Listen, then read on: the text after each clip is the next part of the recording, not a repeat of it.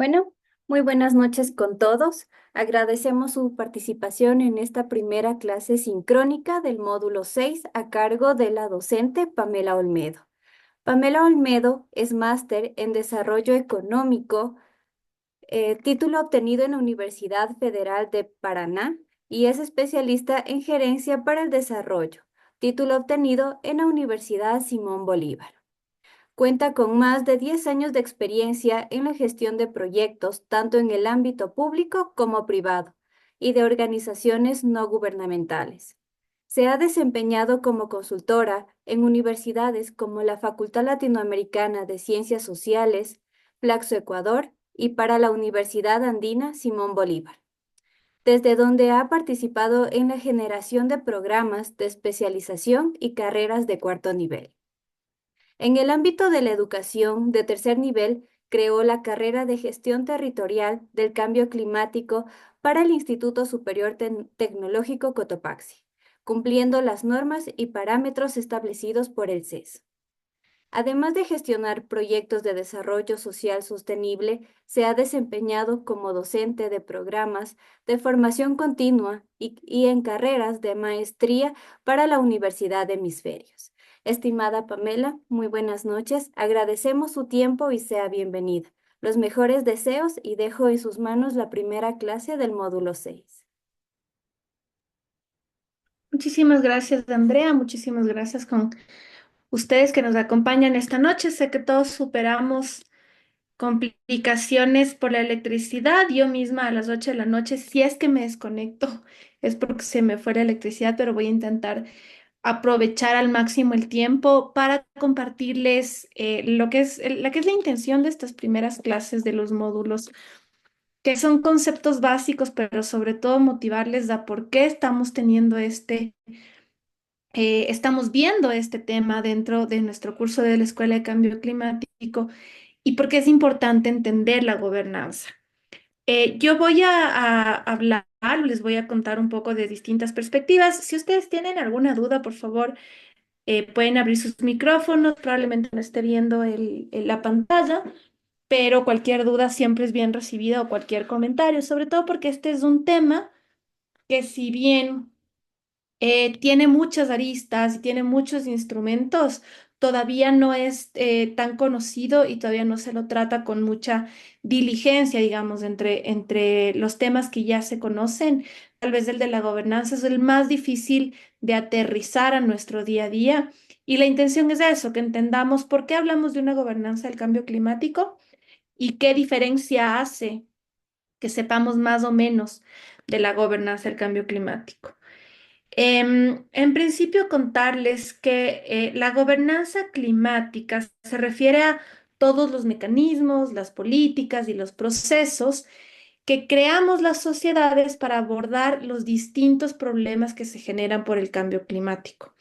Y entre estos problemas están precisamente la mitigación de la emisión de gases de efecto invernadero, la adaptación de la población vulnerable, que son temas que seguramente ya tienen una relativa claridad después de haber cursado los otros módulos, e incluso el financiamiento, porque el financiamiento de las soluciones de cambio climático son un reto relevante en un entorno de recursos escasos, pero además en un entorno en donde es un poco complejo determinar siempre a quién le corresponde financiar, quién es el que está siendo afectado. Ustedes habrán escuchado muchas veces de los países que se responsabilizan o no de sus emisiones, que se responsabilizan o no del rol que ocupan en los efectos del cambio climático, versus los países que a veces sin ser los protagonistas de las emisiones, sí son los que más sufren sus efectos. La gobernanza climática se refiere precisamente a generar estos canales que intentan romper estas barreras o romper estos mecanismos para llegar a los mejores acuerdos posibles. Claro, esto suena fácil, pero en la práctica no lo es y es muy complicado manejar la gobernanza en temas prácticos y por eso nos ayudamos de mecanismos, de ideales o de protocolos que nos permitan saber a quién le corresponde o cuándo le corresponde a uno u otro asumir la responsabilidad de los efectos del cambio climático. Nosotros hemos estructurado como dos niveles de gobernanza. Es un poco más complejo, pero digamos que para efectos de la comprensión vamos a hablar de dos niveles, de la gobernanza internacional, que se refiere a todos los acuerdos y los mecanismos internacionales que existen, y la gobernanza nacional, que se refiere a los documentos principalmente normativos que tenemos en el país y que nos permiten estructurar o nos permiten manejar tal vez un sistema de gobernanza lo mejor posible, porque como les digo, nunca es perfecto, pero sí buscamos el mejor manejo posible de los actores, de los problemas, de las soluciones y de los mecanismos para gestionar el cambio climático. Voy a empezar entonces con la gobernanza climática internacional y tal vez el marco más importante es precisamente la Convención Marco de las Naciones Unidas sobre Cambio Climático, que tiene las siglas CMN-UCC. Son muy conocidas porque en la estructura de los documentos y en los análisis de gobernanza de cambio climático, el, el convenio marco es precisamente la referencia más sólida e importante respecto a qué es lo que queremos lograr a nivel internacional. Este convenio se adoptó en 1992 durante la Cumbre de la Tierra, que fue en Río de Janeiro, y tiene el hito de haber sido el primer gran acuerdo internacional que pudo abordar los problemas de cambio climático y que sentó las bases para protocolos posteriores y para una cadena de instrumentos posteriores que terminan en los más recientes el Protocolo de Kioto y el Acuerdo de París. Ambos documentos que ustedes también van a explorar a lo largo del contenido de este módulo. El Acuerdo de París en particular es el documento vigente que tiene un peso importante en asumir compromisos como países, pero también en rendir cuentas sobre esos compromisos y de alguna manera ha permitido también hacer seguimiento a aquello que se ha hecho, que es un hito importante porque había sido fácil que los países se comprometan con ciertas metas de reducción o con ciertas metas de adaptación, pero a partir del acuerdo de París ya tenemos instrumentos que nos permiten rendir cuentas sobre si estamos o no alcanzando esas metas, sobre si lo estamos haciendo o no, o si los compromisos son como los hemos hecho. Un ejemplo de eso es gestionar, por ejemplo, soluciones del cambio climático de manera participativa. Es decir, que no sean solamente los gobiernos quienes dicten cuál es la solución y la ejecuten, sino que se asegure que las sociedades, comunidades y distintos grupos etarios y distintos grupos em, y distintas nacionalidades participen de estos procesos y que también tengan una voz en decir cuál es la mejor solución que me pueden dar a mí en un contexto climático. Estos mecanismos que ahora, digamos, son como más comunes o más sabidos, vienen a partir de la Convención Marco, en donde se empiezan a desarrollar y a madurar varios de los temas que hoy ya tenemos cerrados o no, o que por lo menos ya tenemos planteados como importantes. Como les digo, la participación de las comunidades indígenas en gestionar cuál es la solución que más les conviene, y cuál es con la que la que más con la que más se identifican, por ejemplo. Em, el convenio marco principalmente tiene como objetivo estabilizar las concentraciones de gases de efecto invernadero en la atmósfera, porque al ser el primer instrumento, se centra mucho en la emisión de gases de efecto invernadero, sabiendo que son los causantes del cambio climático. Y intenta abordar justamente el problema a partir de la disminución de estos gases o de la mayor absorción. Ustedes habrán visto también los distintos tipos de soluciones para la mitigación, pero lo que busca o tiene un enfoque de reducción de gases y muy enfocado también en cuál es el efecto en los ecosistemas. eh, Busca garantizar que la producción no se vea amenazada y, en última instancia, que el desarrollo económico sea sostenible a lo largo del tiempo desde la visión del convenio marco, como digo, un poco más enfocado en mitigación, pero como dije, viene, o a partir de él, vienen todos los otros instrumentos que también empiezan a hablar de adaptación y de financiamiento. Tiene unos principios clave que no han caducado, a pesar de que el documento y sus herramientas han cambiado y han evolucionado mucho. Los principios clave no han caducado porque se refiere a las responsabilidades comunes pero diferenciadas. Y este es uno de los principios más importantes porque precisamente es el que establece que sí, efectivamente, todos y cada uno de nosotros somos responsables del cambio climático, pero que ese nivel de responsabilidad es distinto, que no es lo mismo que decir que por ser todos responsables debemos asumir todos el problema de la misma manera. Dentro de la responsabilidad que todos tenemos, hay quienes son países, por ejemplo, a nivel de países, que emiten más efectos, más gases de efecto invernadero y países que emiten menos. Entonces se entiende que hay una responsabilidad compartida porque todos vivimos en un ecosistema y en economías que nos hacen emitir gases de efecto invernadero, pero hay quienes lo hacen más y hay quienes lo hacen menos. Hay quienes no luchan por su reducción, mientras que hay países que sí luchan por emitir menos gases. Esa es la responsabilidad diferenciada. Responsabilidad común porque todos estamos involucrados, pero diferenciada porque todo depende de qué es lo que hacemos nosotros para gestionar esas emisiones, para reducirlas, para absorberlas o a veces, en algunos casos, para no hacer nada. Hay países que también no hacen nada. Hay países que incluso se alejan de los acuerdos y en este caso del Acuerdo de París, que es como les digo el último vigente.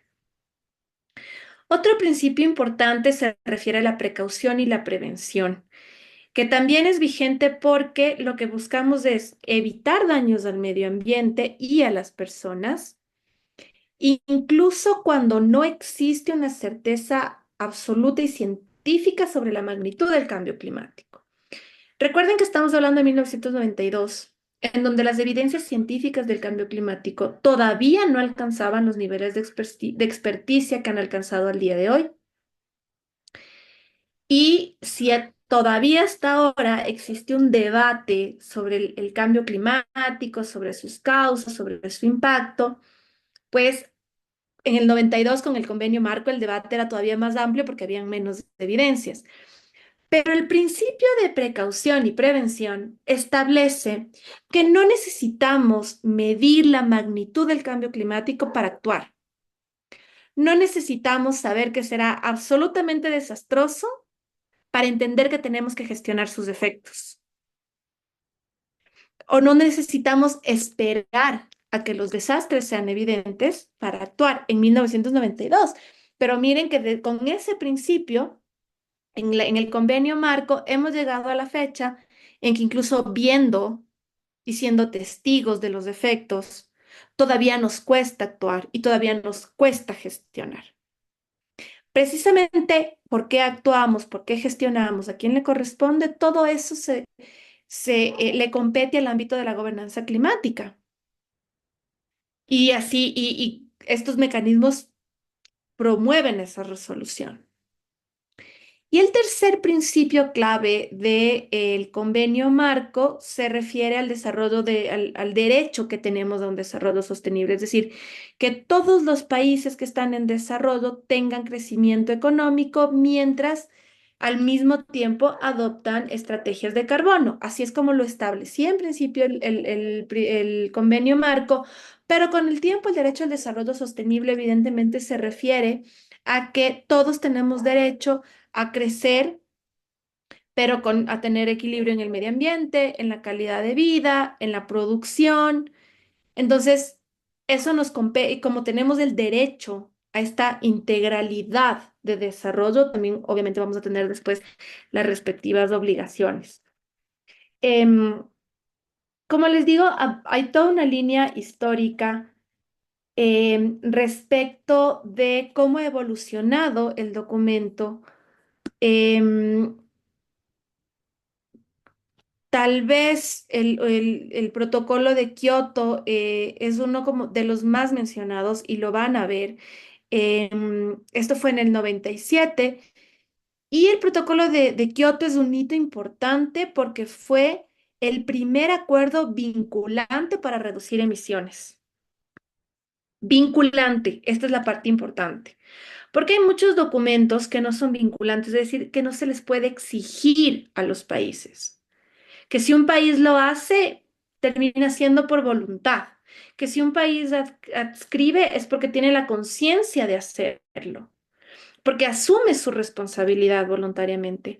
Pero el protocolo de Kioto ya tuvo efectos vinculantes sobre el cual podía hacerse seguimiento a qué es lo que los países estaban haciendo, sobre los cuales ya se podía exigir evidencias o los cuales se podía exigir acciones concretas para la reducción de las emisiones. Pero este estaba centrado en países ya desarrollados. Y el protocolo de Kioto apuntó a los países de nivel de desarrollo mayor como quienes tenían que asumir la responsabilidad en la emisión de los gases de efecto invernadero. Más tarde, en el otro documento que sale también es el Acuerdo de París, como les decía, y este ya busca, tiene una meta específica que se refiere a limitar el calentamiento global. Dice pues que es limitarlo a menos de limitar el calentamiento a 2 grados centígrados, preferiblemente a 1,5. En el 2015 esa era la meta. A la fecha sabemos que la meta del 1,5 ya la perdimos. No va a haber forma de reducir a menos de 1,5 y estamos en la lucha de no llegar al calentamiento de 2 grados, que está complicado. Está complicado y lo sentimos y nos damos cuenta con los efectos que hoy en día vivimos. Y es una lástima porque el Acuerdo de París siempre se ha visto como una oportunidad precisamente para metas concretas, para acciones concretas que lastimosamente no hemos cumplido y a las que ha sido muy difícil que los países lleguemos. Pero aquí se introducen las contribuciones determinadas a nivel nacional en donde ya se dice, bueno, cada país va a ser el responsable en desarrollo o desarrollado, el responsable de decir qué es lo que puede hacer por el cambio climático. Porque no es tan simple, en una estructura de gobernanza, no es tan simple como decirle al país cuánto va a disminuir o cuánto le corresponde. Entonces, ok, si no podemos nosotros imponer a los países cuánto van a disminuir sus emisiones, vamos a dejar que los países se comprometan, que los países digan cuánto pueden asegurar y cuánto pueden comprometer con ayuda de otras instancias. Ahí se introducen las NDCs, las contribuciones determinadas a nivel nacional, que son aquellas que el país asegura cumplir o que esperaría cumplir en caso de tener financiamiento o alianzas que se lo permitan.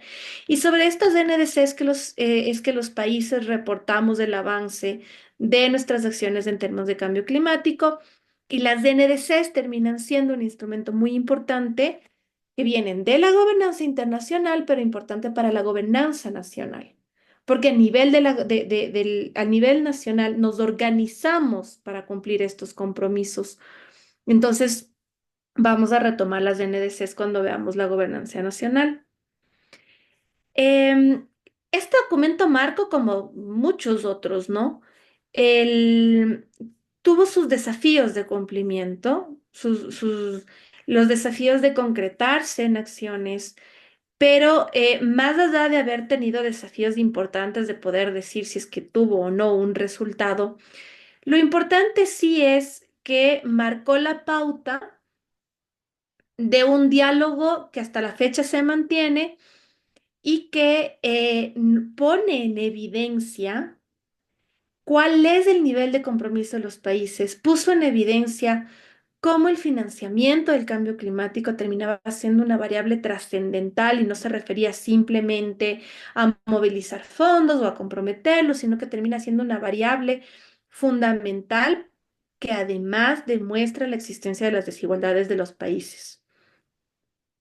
Desigualdades en los niveles de emisión, en los niveles de responsabilidad, en el acceso a tecnología, desigualdades, en el acceso y facilidad de financiamiento. Entonces, a partir del convenio marco, su implementación y discusión pone ya sobre la mesa variables que siempre existían, pero las hace explícitas para conversar.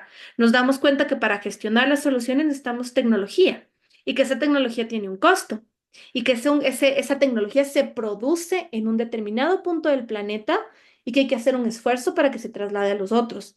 Y empieza a moverse toda esa maquinaria que hoy en día entra en el contexto de gobernanza internacional. Eh, este documento, como les digo, continúa siendo un documento pilar, pero llegamos al Acuerdo de París, que ya he dicho varios de sus puntos importantes, pero el, el, el Acuerdo de París ya introduce con mucha profundidad, además de la meta del calentamiento, introduce la capacidad de adaptación que tiene la población y empieza a pensar que hay unos efectos o los efectos por las emisiones de gases de efecto invernadero que los vamos a sentir inevitablemente, es decir, ya no nos centramos solamente en la emisión, pero nos centramos en reconocer que esas emisiones tienen efectos sobre la población y que esa población se tiene que adaptar y que esa población que tiene efectos tiene un nivel de vulnerabilidad que necesita ser considerado y gestionado oportunamente. Es la fuerza importante de la adaptación en el Acuerdo de París. Y también ya pone en explícito la que había sido una conversa durante mucho tiempo que se refiere al financiamiento climático, a la necesidad de comprometer recursos. No solamente decir, bueno, busquemos cómo lo vamos a financiar, sino decir cuánto aporta cada país para financiar estas soluciones. Y pone en explícito un debate que se ha dado a lo largo de los años y esto tiene más que ver con justicia climática, pero se refiere a quién afecta, o sea, quién está afectando, a quién está afectando y a quién le corresponde gestionar esa solución. Y aquí, como todo, desde la práctica y desde el discurso puede parecer muy fácil, pero en realidad implica muchas aristas. Implica la responsabilidad, por ejemplo, un país que sea productor de un X producto, no voy a hablar de ninguno en particular, pero de un producto que genera altas emisiones de efecto invernadero. Entonces, imagínense el país canela, que genera altas emisiones por un producto X, entonces responsabilizamos al país. Pero también responsabilizamos al país eh, manzana que compra ese producto. Porque si el otro país no demanda el producto, el país canela no lo va a producir. Entonces, ¿de quién es la responsabilidad? ¿A quién le hacemos pagar? ¿Al que produce? ¿Al que demanda? ¿Al que generó una normativa para facilitar o para disminuir los impuestos de una producción de ese producto, por ejemplo? ¿O a un tercer país que es el que da los insumos para que el país canela produzca? Es mucho más difícil. ¿Y quién está siendo afectado?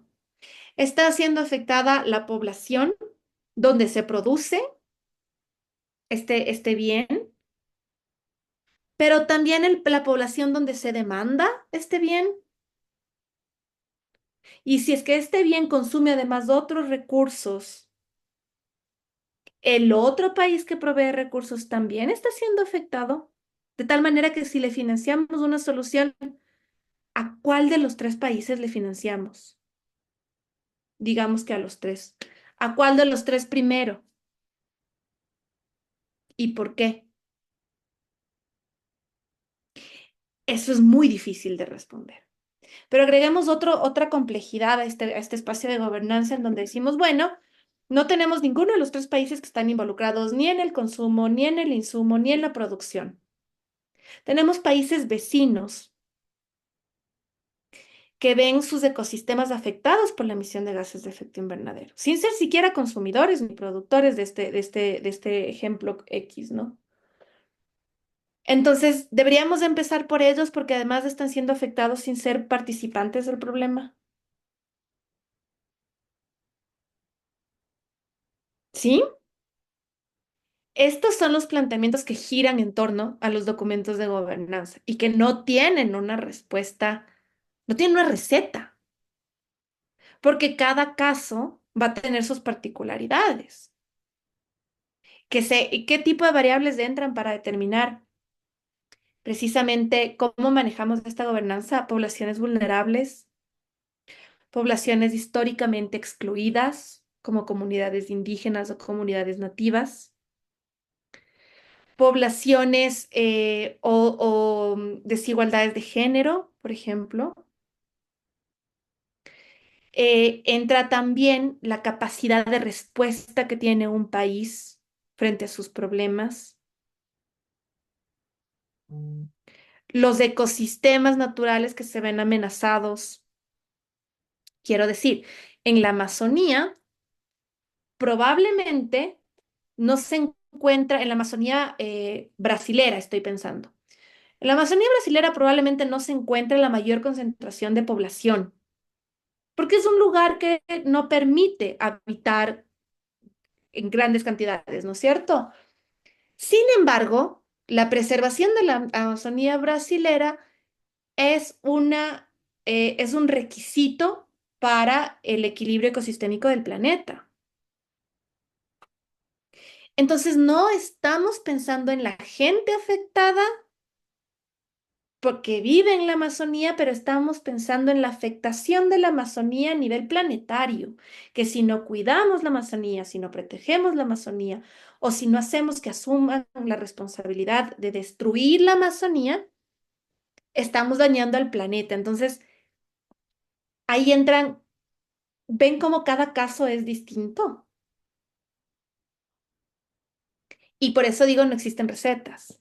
Lo que necesitamos es entender estos principios, estos instrumentos, para que dado un caso concreto, podamos usar estos instrumentos para resolver este tipo de dilemas y para llegar a puntos que sean la mejor solución posible, que no siempre es la perfecta, pero la mejor solución posible, pensando que tenemos objetivos climáticos, ¿no?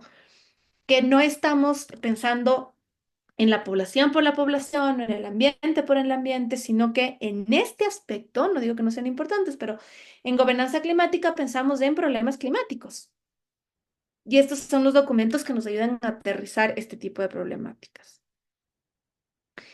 Em, Hablábamos entonces del Acuerdo de París, que trajo las NDCs como elementos importantes para hacer compromisos y después rendición de cuentas, pero también habla de la transparencia en esa rendición, por ejemplo, en qué tan cierto es lo que vamos a contar, qué tan evidenciable es aquello que contamos, porque, por ejemplo, en las NDCs podemos comprometernos a invertir 500 millones de dólares en reducir las emisiones.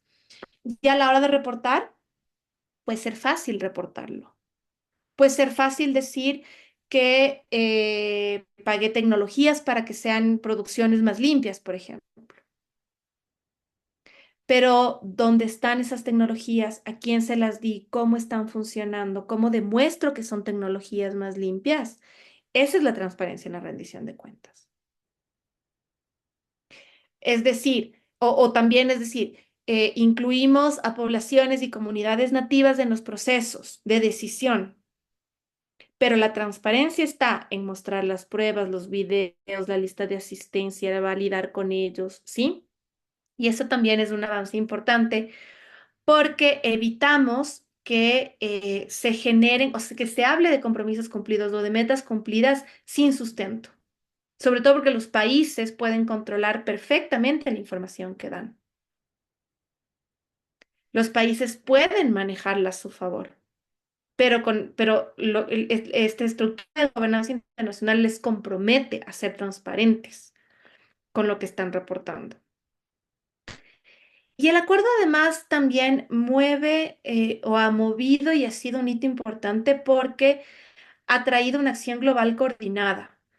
Es el primer documento que vincula a 195 países que lo componen y que puede hablar de un nivel global por la cantidad de países que se adscriben al Acuerdo de París.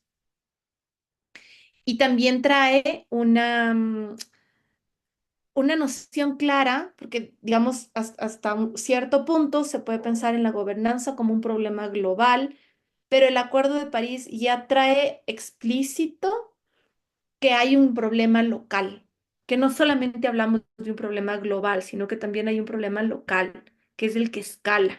Esos son como los puntos importantes que el Acuerdo de París trae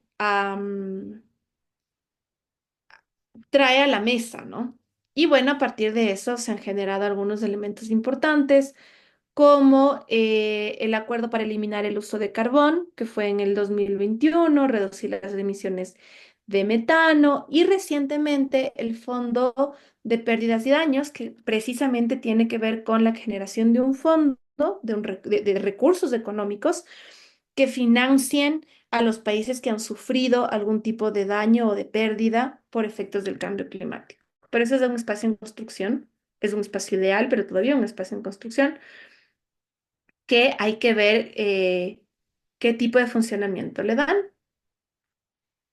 Brevemente, esa es la gobernanza internacional y eso es lo que van a ver en los contenidos. Van a ver varios de esos documentos y la historia de esos documentos. Y ahora me salto a la otra parte de los contenidos que están en la gobernanza nacional.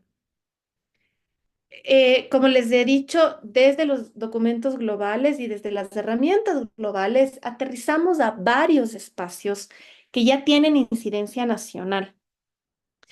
Espacios que se refieren a leyes y normativas, a planes nacionales y al involucramiento de actores no estatales, es decir, a reconocer que no solamente es el Estado quien tiene que enfrentar el problema, sino todos los grupos sociales que incluyen sector privado, sociedad civil y demás, que no es solamente un problema estatal.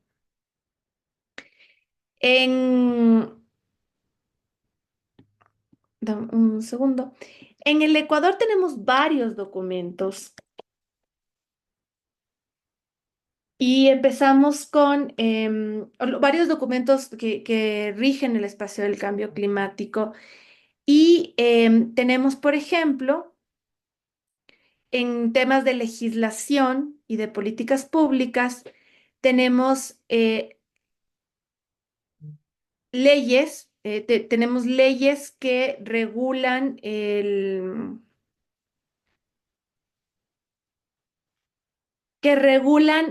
cómo podemos hacer uso o no de los recursos naturales.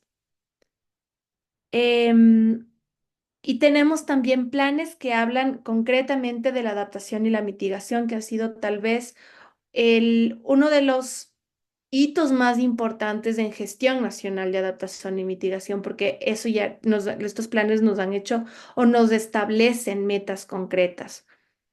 Algunas de las leyes importantes son precisamente la Ley Orgánica de Recursos Hídricos, Uso y Aprovechamiento del Agua, por ejemplo, el mismo COTAD, el Código de Ordenamiento Territorial, que da cuenta del manejo de ciertos espacios y de recursos, el Código Orgánico del Ambiente, por ejemplo, porque son legislaciones que aseguran que las políticas climáticas se implementen de manera consistente y sostenible y que las políticas que vienen después de estos instrumentos de normativa más pesados se tengan que cumplir.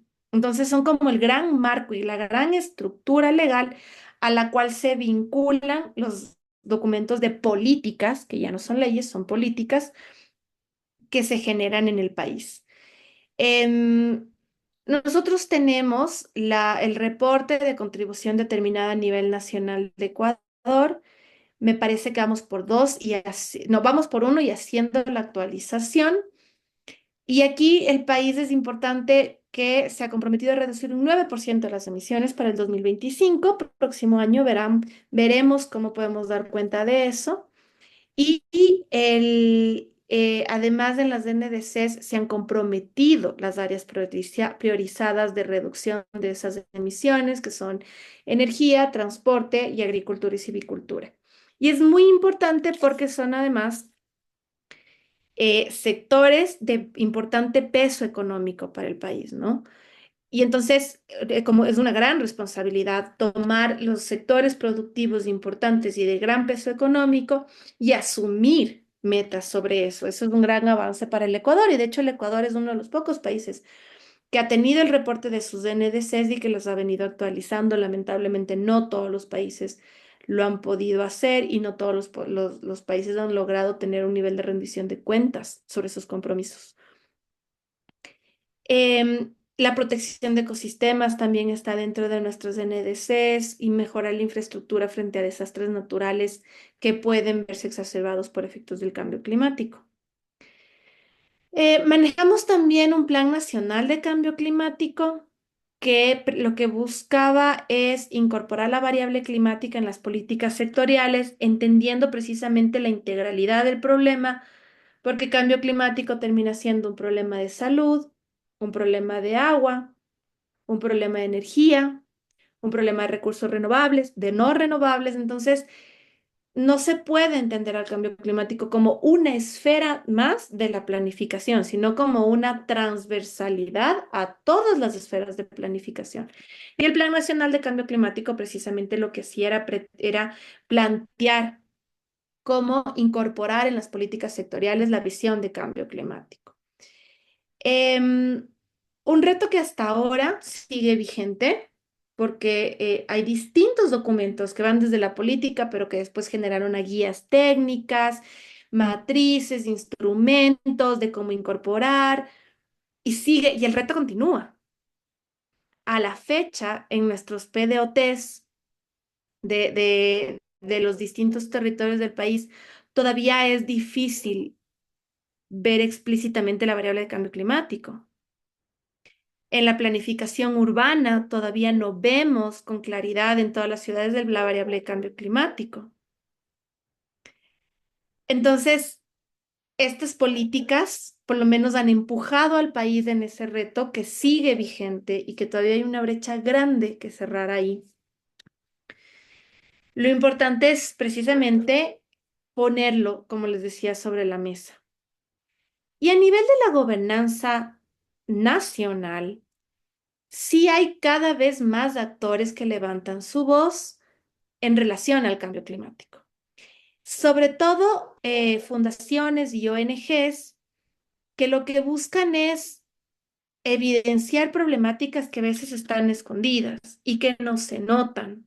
Problemáticas a nivel de la costa, generados por el aumento del nivel del mar. Ahora nosotros somos el mejor ejemplo de crisis climática con las sequías que hemos tenido. Y si ustedes han seguido, que estoy segura que han seguido los sucesos, hemos tenido extensos días de sequía y las pocas lluvias que hay son lluvias extremas, que generan inundaciones, caída de carreteras. O sea, son cortas, pero son extremas, son fuertes. Paran esas lluvias y volvemos a una sequía acelerada. Estos efectos las ONGs y las fundaciones son las que más han intentado poner en evidencia esos resultados desde la sociedad civil, incluso porque afecta, como les decía yo, a poblaciones vulnerables y poblaciones históricamente excluidas, a muchas comunidades indígenas o comunidades nativas de las distintas regiones que por intentar adaptarse a los efectos o por intentar sobrevivir a los efectos, no tienen una voz todavía para salir a plantear una lucha por sus derechos y a plantear cuál es su rol en la crisis climática. Entonces, las ONGs tienen un rol fundamental en nuestra gobernanza, además como veedoras del cumplimiento de las políticas y las leyes, ¿no? ayudan y favorecen al proceso de asegurarse que esas leyes y esas políticas se estén o no cumpliendo. También las comunidades locales y la academia. La academia tiene una gran responsabilidad y estamos justamente en este espacio de formación académica.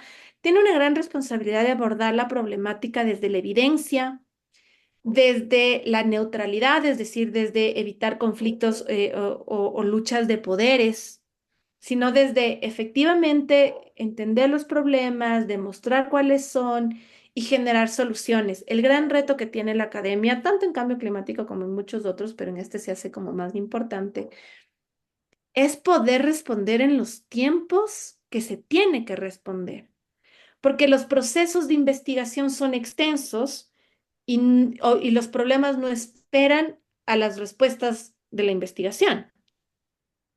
A veces el problema ya sucedió, ya creció, ya exacerbó y nosotros apenas estamos entendiendo la investigación de por qué se dio. El reto de la academia es que existan procesos de vinculación académica y con sociedad más rápidos, sin dejar de ser precisos, obvio, pero que puedan responder más a las dinámicas de la sociedad. Y está muy bien los procesos extensos de investigación, pero el reto es cómo hacemos investigaciones más aplicadas y un nexo con la sociedad más fuerte que nos permita responder más rápidamente desde la academia a los problemas que se generan. Pero también es un actor muy importante de la gobernanza.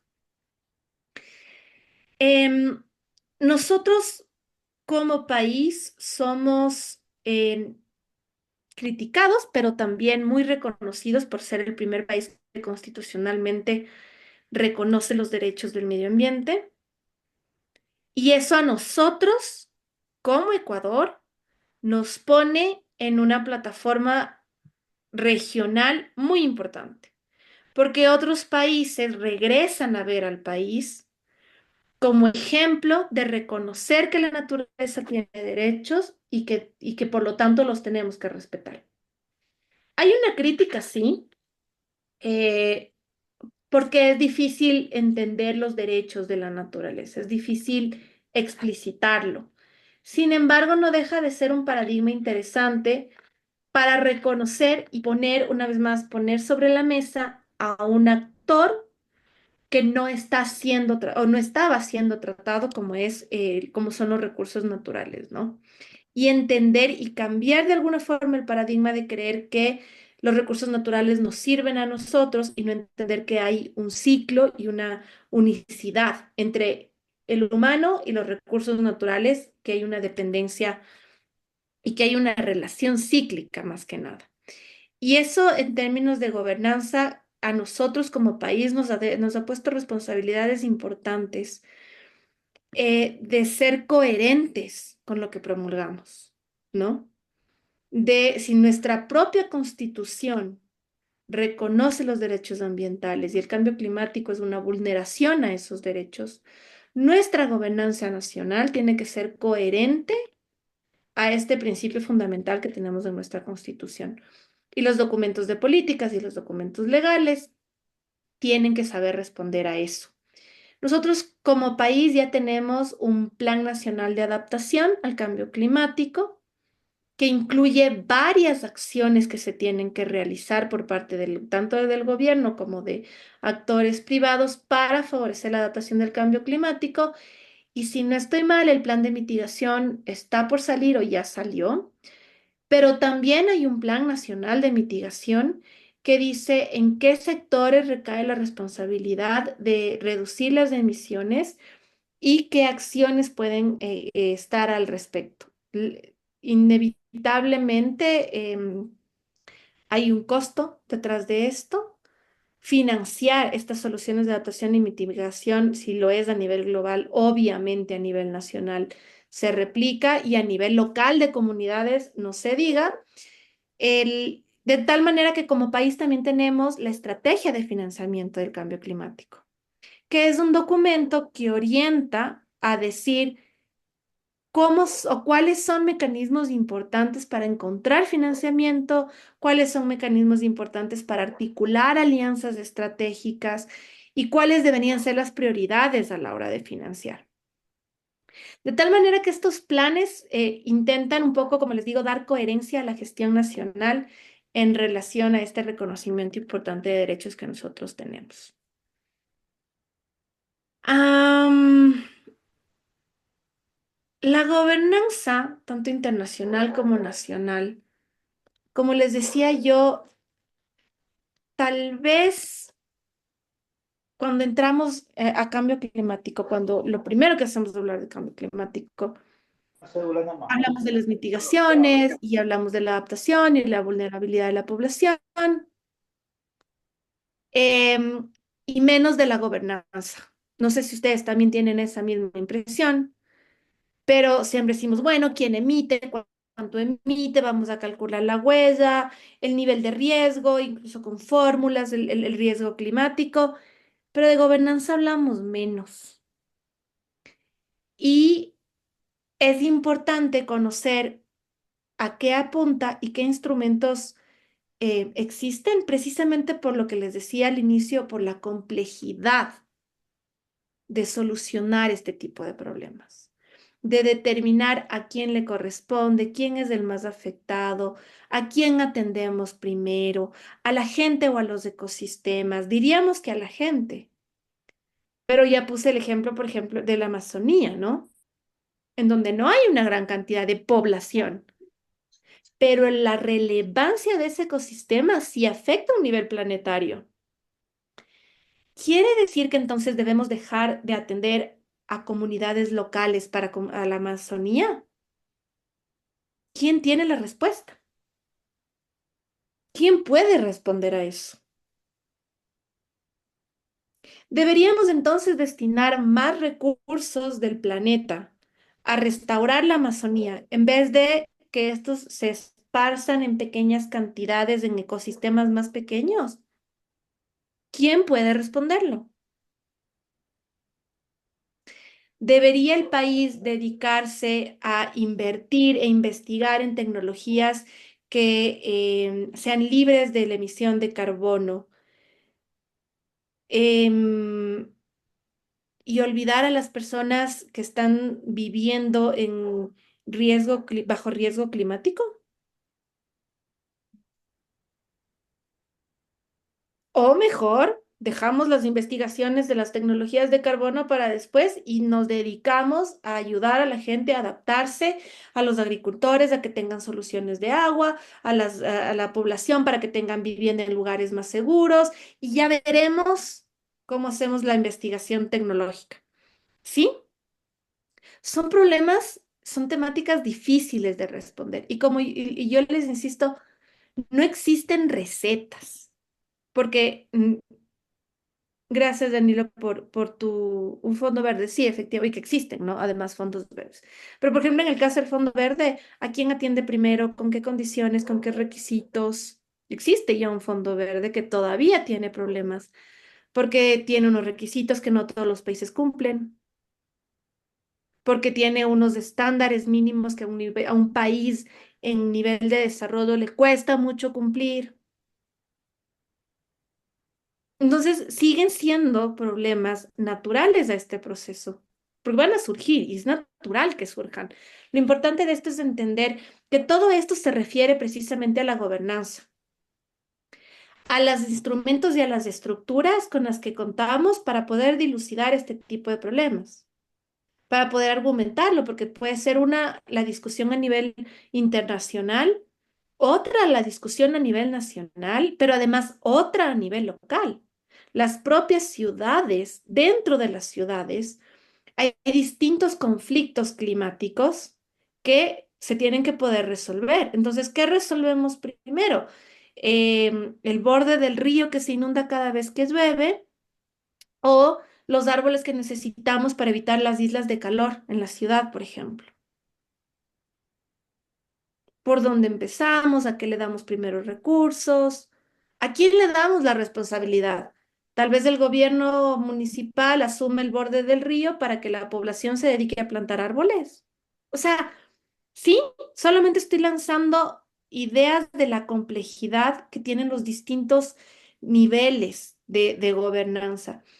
Y la intención es que precisamente a lo largo de este módulo ustedes naveguen por estos distintos instrumentos, los conozcan, pero principalmente sepan que existen para poder responder a distintos problemas. Y aquí sí no vamos a encontrar recetas, pero sí vamos a encontrar distintos argumentos para poder guiar caminos o generar soluciones o incluso entender que en algunos casos hay problemáticas que ya están siendo atendidas con abundancia y otras no.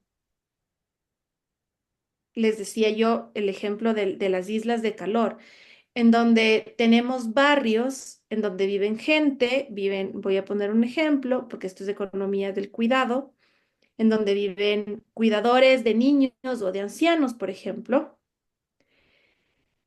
que no pueden salir a pasear con sus ancianos o con sus niños porque el sol quema, quema, mata, incomoda, molesta, lastima.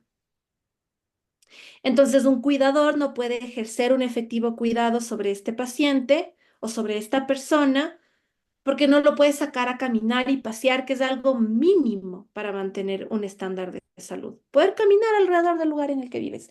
Pero como no hay sombra, como hay extremo calor, no hay naturaleza, no hay vegetación, entonces se vuelve imposible salir a dar un paseo. Esto es del día a día. Ya no estoy hablando de los grandes problemas en la Amazonía, tampoco estoy hablando de la meta de adaptación, estoy hablando de la gente que no puede cuidar su salud porque la ciudad no le provee de un espacio verde que le ayude a enfrentar los problemas de islas de calor. Esto es economía del cuidado, por ejemplo. Entonces, ahí es donde hablar de gobernanza nos permite explorar un poco sobre problemas y soluciones que tenemos que enfrentar permanentemente en el cambio climático. Me quedan 4 minutos y como les digo, si me desconecto de repente, ya todos sabemos por qué es. Pero espero que con esto ustedes, más bien, antes que respuestas, se lleven preguntas. Que empiecen este módulo con muchas dudas sobre estos documentos, pero que esto les motive a ver los documentos no como respuestas, sino como formas de plantear respuestas por ustedes mismos, como fundamentos para que ustedes puedan generar, movilizar ideas o recursos o saber que pueden, que se pueden aplicar a ciertos recursos apoyados en un instrumento internacional o que el Ecuador tiene responsabilidades que asume y que están explícitas en nuestros documentos nacionales de política y a partir de eso ustedes puedan liderar procesos y generar soluciones y generar cambios finalmente. Así que eso, si es que la electricidad me permite responder alguna pregunta que tengan. De lo contrario, sí les invito a que naveguen con mucha curiosidad estos, estos contenidos que pueden parecer un poco pesados, pero como les digo, no se los tienen que aprender de memoria, tienen que entender que constituyen un marco de reflexión para poder abordar los distintos problemas que tenemos que enfrentar en el cambio climático.